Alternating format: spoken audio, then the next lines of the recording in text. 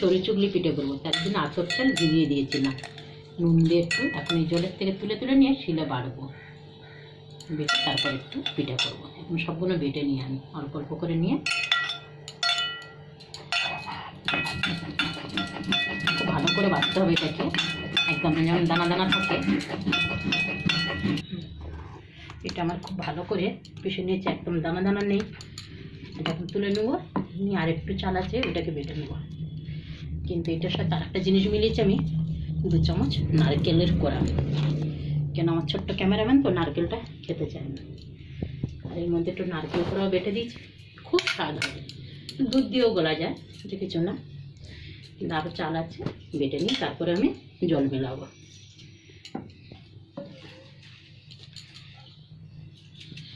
এবার একটু আমি নুন দিয়ে দিচ্ছি, দিয়ে এবার জল মেলাবো।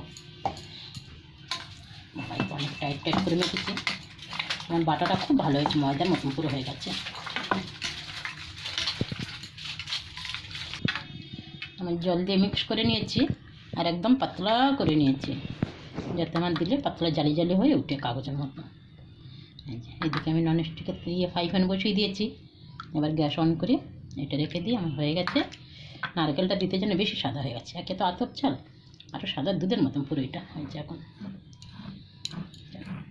ফ্রাই প্যানটা গরম হয়ে গেছে, এবার একটু তেল ব্রাশ করে নিই, একটু নেড়ে নেব। চাল তো নিচে জমে যায়।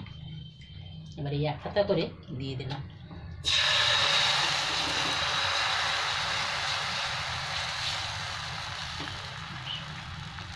দেওয়ার সাথে সাথে জালি জালি হয়ে যাচ্ছে। এবার একটু ঢাকা দিই।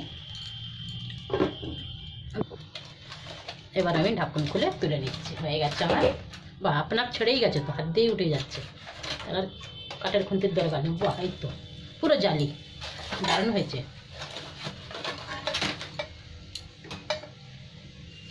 এই গরম পাচ্ছে,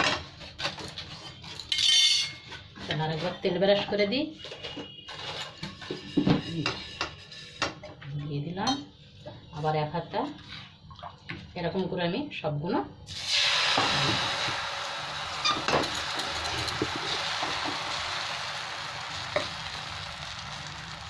নারকেলটা দিতেও খুব ভালো হয়েছে রে। আর একটু ঢাকা দিই। আবার হয়ে গেছে আমার, উঠিয়ে নিলাম। চলো আবার দিয়ে দিচ্ছি এরকম এক হাতা করে।